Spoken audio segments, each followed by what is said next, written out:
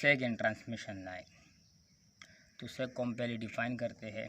सेग की definition, sag is defined as sag is defined as sag is defined as the vertical distance between the points of supports and the lowest point on the conductor is called sag। अब इसको समझते हैं, sag को समझते हैं। For example ये हमारे पास दो ट्रांसमिशन टावर है। ये एक टावर हो गया, एक टावर, और ये टावर हो गया दूसरा टावर बी हो गया। ये टावर बी, ये कंडक्टर लगा है। ये कंडक्टर थोड़ा सा बेंड होता है, इस तरह बेंड, थोड़ा सा इसमें बेंडिंग होती है उसमें। ये कंडक्टर इधर लगा हुआ है, इंसुलेटर के साथ लगा हुआ है, तो ये पॉइंट ए हो गया।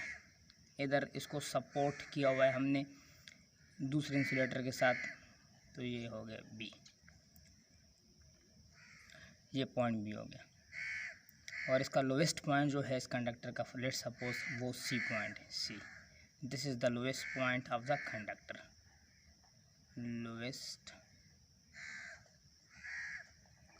पॉइंट वो हो गया लोवेस्ट पॉइंट। और ये है सपोर्ट वाला पॉइंट,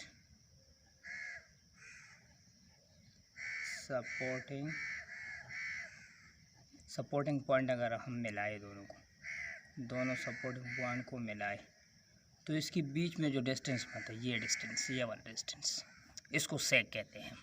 सेग, ये सपोर्टिंग पॉइंट और जो लोवेस्ट पॉइंट ऑफ कंडक्टर है, इसके बीच जो वर्टिकल डिस्टेंस है, इसको हम क्या कहते हैं? इसको हम सेग कहते हैं। तो सेग को हमने define, sag is defined as the vertical distance between the points of support के और and the lowest point on the conductor, and the lowest point of the conductor is called sag। इसको हम क्या कहते हैं? sag कहते हैं इसको। और एक और चीज़ का सपोर्टिंग पॉइंट क्या है? ये सपोर्टिंग पॉइंट होता क्या है? Where the conductor line join the tower, where the conductor line, supporting point क्या होता है? Where the conductor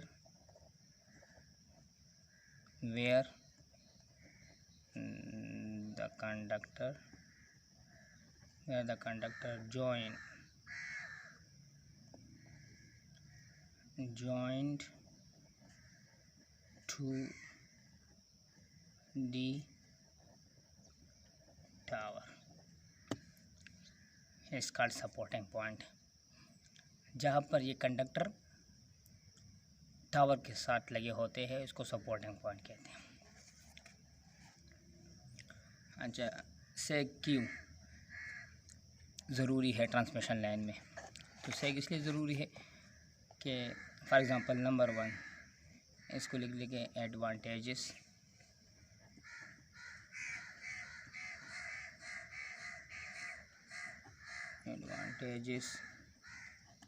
of सेग।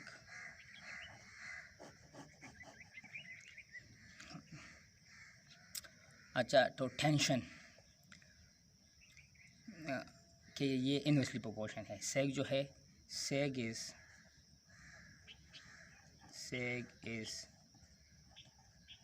Inversely proportional to the tension,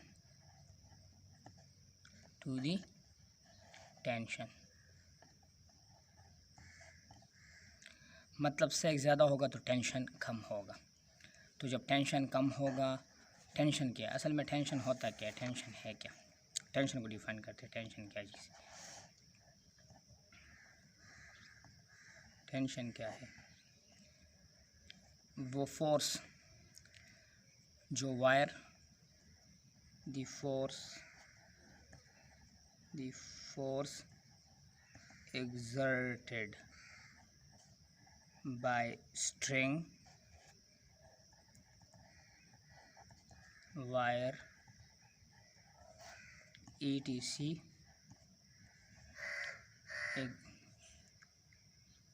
on a solid body, on a solid body is called tension. Tension क्या है? ये वो force है जो string या वायर वगैरह एक सॉलिड बॉडी पर जो लगाती है, इसको हम टेंशन कहते हैं। फॉर एग्जांपल अब ये वायर है, ये वायर है, इसके कुछ वेट होगा, वो फोर्स एग्जर्ट करेगा, टावर पे भी एग्जर्ट करेगा, इधर जो इंसुलेटर लगे हुए उस पर भी एग्जर्ट करेगा, तो इसको टेंशन कहते हैं। ये टेंशन जितना ज़्यादा होगा इस टावर पर और इंसुलेटर पर, उतना ही ज़्यादा प्रेशर पड़ेगा। तो इससे हो सकता है कि इंसुलेटर टूट जाए या टावर थोड़ा सा बेंड हो जाए। तो उस टेंशन को कम करने के लिए हम सेक देते हैं।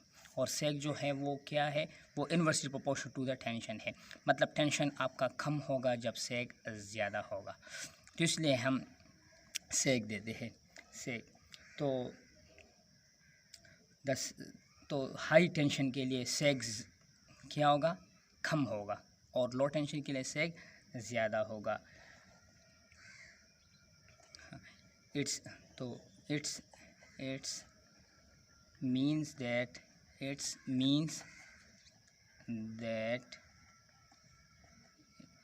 seg protects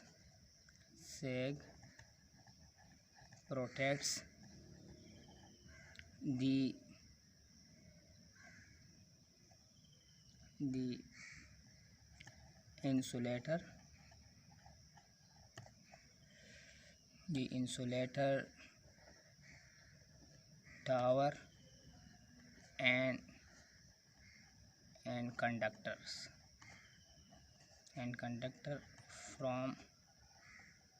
from excessive load,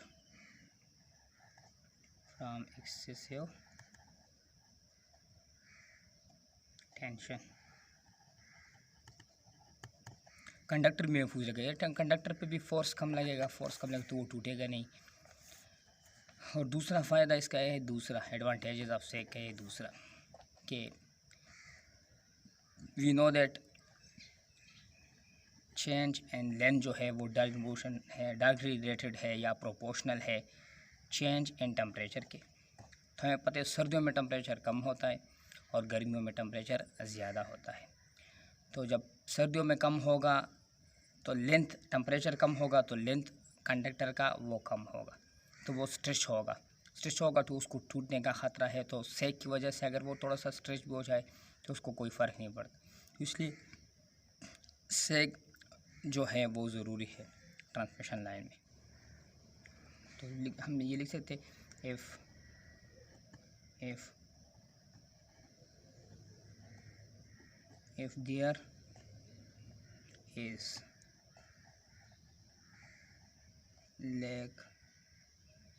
there is lack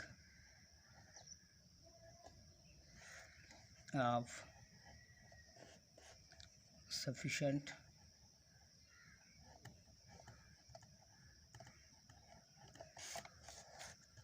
amount of sag in transmission line,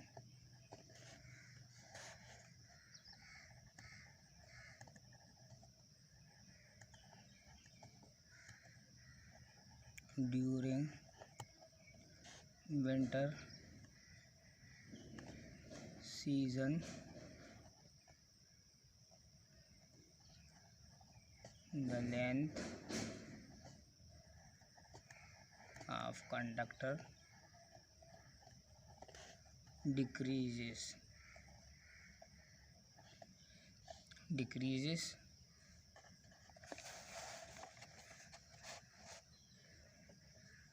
so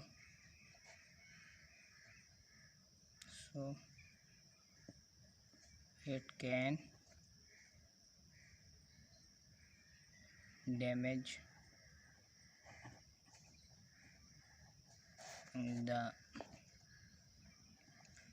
the insulator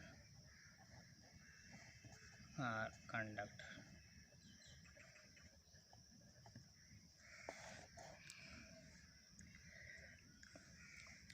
अब इसके डिसएडवांटेजेस क्या है? डिसएडवांटेजेस।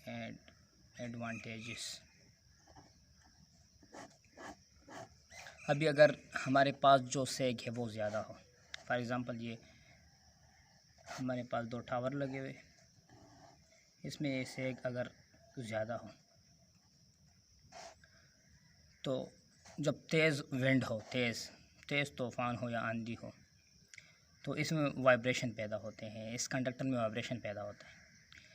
और इस वाइब्रेशन की वजह से ये भी हो सकता है कि आपका दूसरा कंडक्टर जो इसके साथ लगा हुआ है, दूसरा कंडक्टर ये इसके साथ इस तरह लगा हुआ है, ये दोनों कोलैप्स कर जाए या तो ये शॉर्ट हो जाएगा, शॉर्ट सर्किट बन जाएगा, तो ये डैमेज हो सकते हैं। और वाइब्रेशन की वजह से इस पर भी फोर्स पड़ता है तो इंसुलेटर भी टूट सकता है। तो सेग अगर ज़्यादा हो तो इसका ये डिसएडवांटेज ये है कि ये भी हमारे लिए नुकसान का बायस बन सकता है। सो इसका डिसएडवांटेज ये हुआ कि more sag can also damage the system during windy seasons, the conductors collapse each other due to vibration, also can damage these insulators.